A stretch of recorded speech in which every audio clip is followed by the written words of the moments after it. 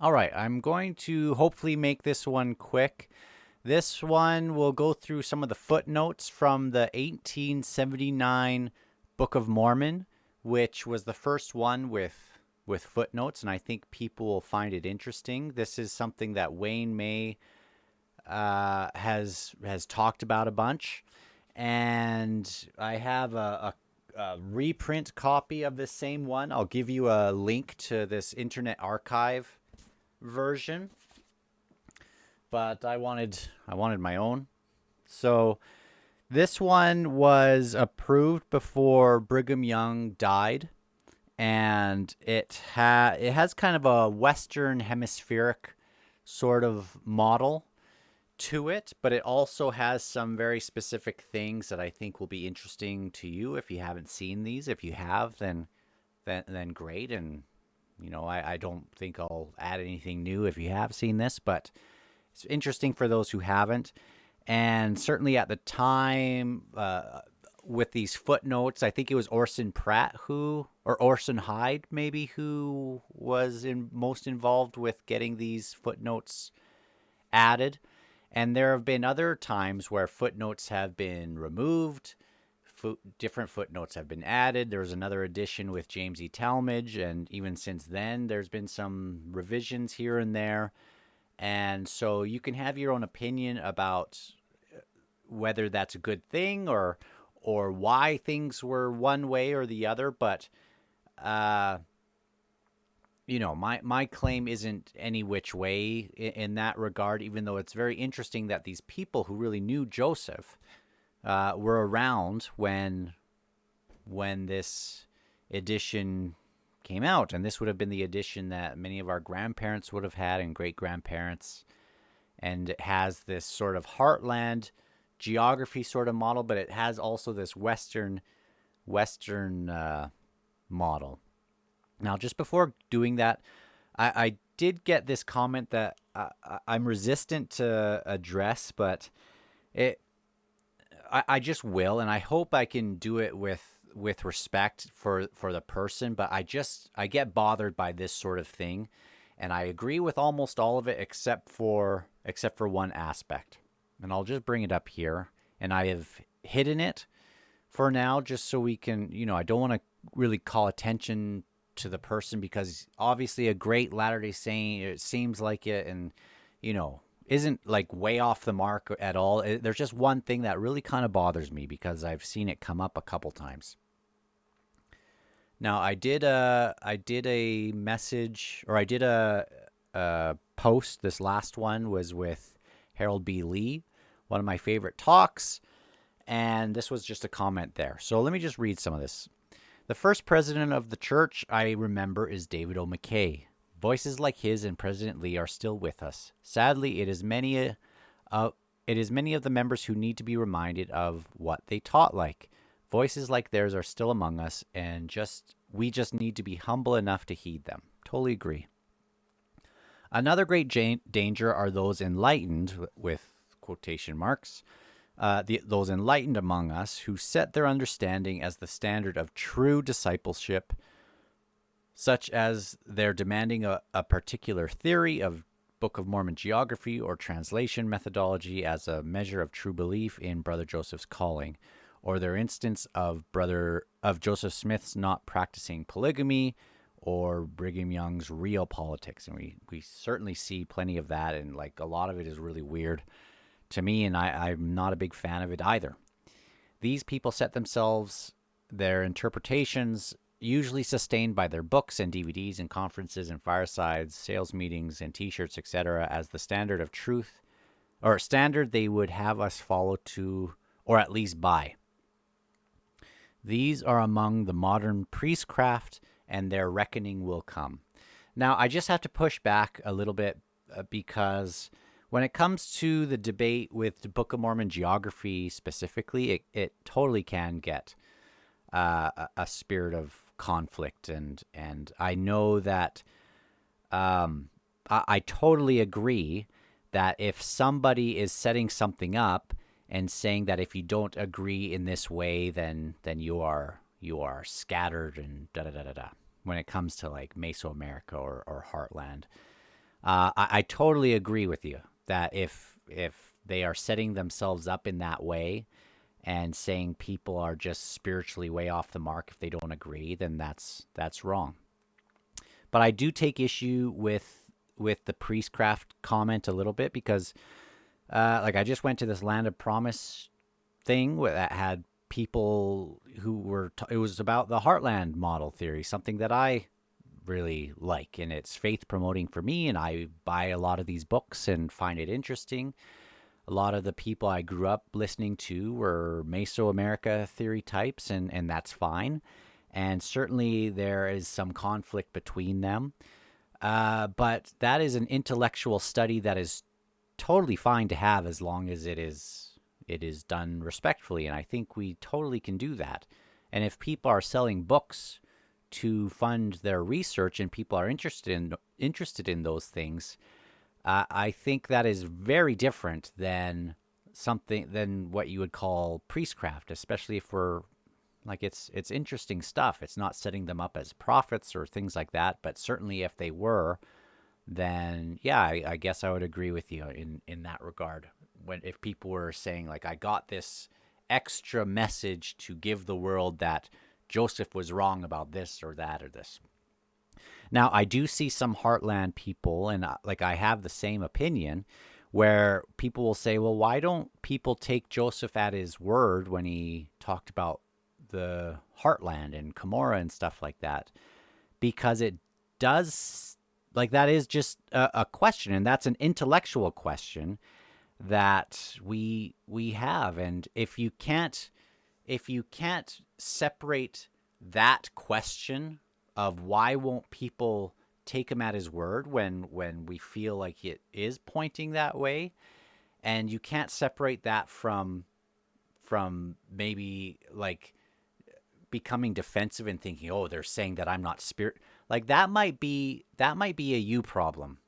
And I'm saying that with in the nicest way I can, and like we this stuff is interesting.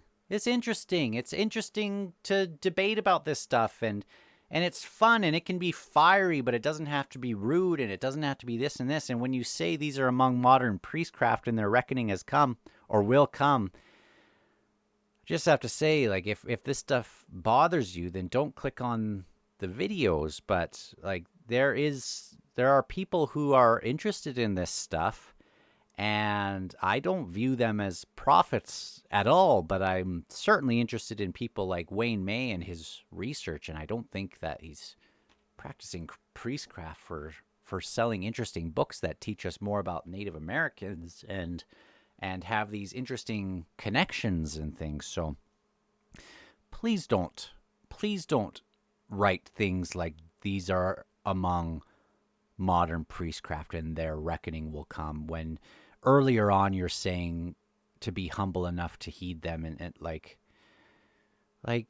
it's just, that is the kind of spirit of contention that I just wish we could keep away from and separate from our discourse. Like if you are bothered by people saying why won't people take Joseph at his word regarding geography, and you feel like it's a certain way, then that's fine, I guess. But that's just a question we have, and that is not to say that people on the other side who feel a different way are lesser because of that. So please stop doing that, okay?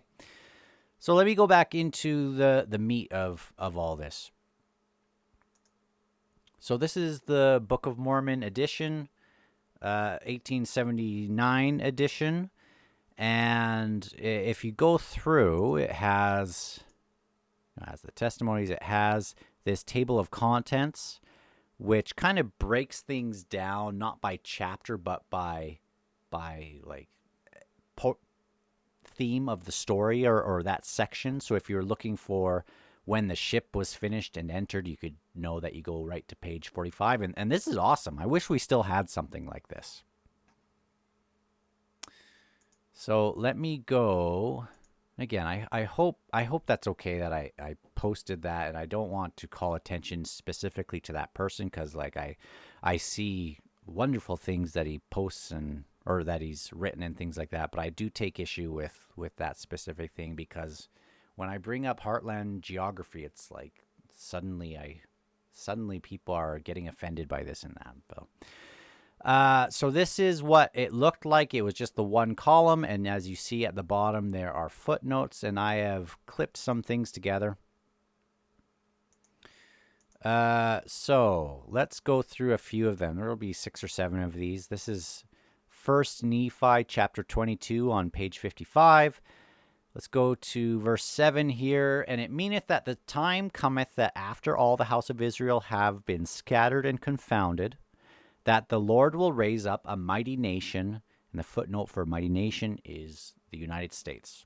So raise up a mighty nation among the Gentiles, yea, even upon the face of this land.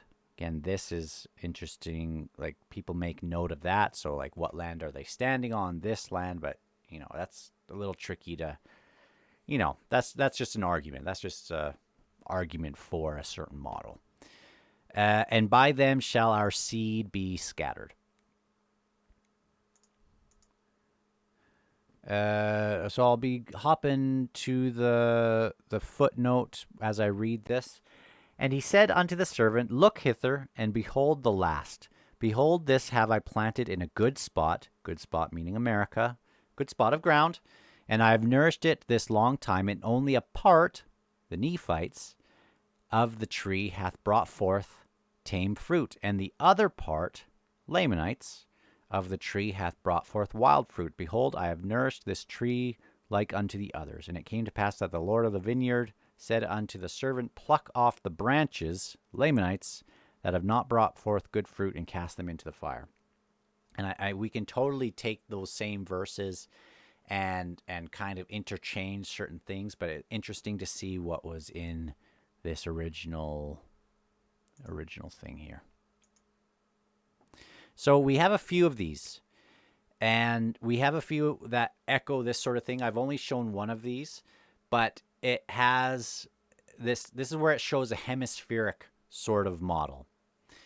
I'll just read the whole thing. And it came to pass that the latter end of the 18th year, those armies of robbers had prepared for battle, and began to come down and to sally forth from the hills and out of the mountains and the wilderness and their strongholds and their secret passages, and began to take possession of the lands which was both in the land South America, and that which was in the land North America, and began to take possession of the lands which had been deserted by the Nephites, and the cities which had been left desolate. Now, it's an interesting point, because I went on my mission in Chile, and people in Chile, a lot of them think that, like, they know about a quote where Joseph was said to have said that that Lehi arrived on the 33rd degree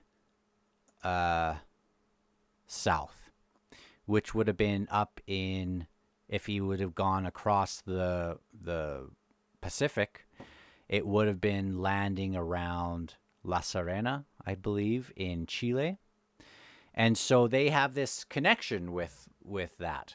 And, that's totally fine, but we don't get that as necessarily a quote, other than someone said that he arrived in 33 degree south. And so people have kind of run with that. And I believe on the back of the like DNC 7, that when the Book of Commandments was out, like it mentioned something like that. But there's an argument to be made that Joseph did say 33 degrees, and people assumed that it meant South America, but it actually was North America, and 33 degrees north would have been arriving if he would have gone around Africa and up across with the Atlantic, would have arrived in Florida area, where we believe that the Hopewell began that kind of trade network, civilization, whatever, around that same area, and ended at around 400 around New York. up the Mississippi and all that. So in that case, if like it just depends, but it seems like maybe this verses like this might be kind of going to that sort of thing. And that's why like we have things that are taken out and put in. And probably is good to have some stuff out if we're not totally sure about this sort of thing. But it's just interesting to see that here. And this would have looked very different had it been like arriving 30, if they would have taken that as arriving at the 30th degree north. Like maybe this would have been different, and maybe these would have still been sort of in, or there would have been a harder or a more firm take on Book of Mormon geography. But that's just a theory of what people think may have happened. So take that with a grain of salt. Book of Mormon, chapter 6, page 559. And now I finished my record concerning the destruction of my people, the Nephites, and it came to pass that we did march forth before the Lamanites. And I, Mormon, wrote an epistle unto the king of the Lamanites, and desired of him that he would grant unto us that we might gather together our people unto the land of Cumorah, by a hill which was called Cumorah. And the footnote is that the hill Cumorah is in Manchester, Ontario, specifically. Okay, making that claim in this footnote. And again, Brigham Young and these others who knew Joseph, who we believe that Joseph, like if you're a Heartlander, we believe that Joseph really knew where things were, and again, wrote to Emma and said, we were walking on the plains of the Nephites and the things with Zelph and all that. And again, so take it with a grain of salt, but this was in that Book of Mormon footnote. Chapter 7. And now behold, I would speak somewhat unto the remnant of this people who is spared, which is the Lamanites or Indians.